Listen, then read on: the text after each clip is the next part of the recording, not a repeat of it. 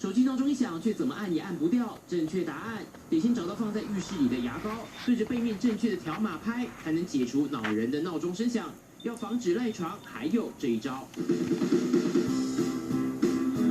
除非先把手按以前的传统，至少一半可以取代。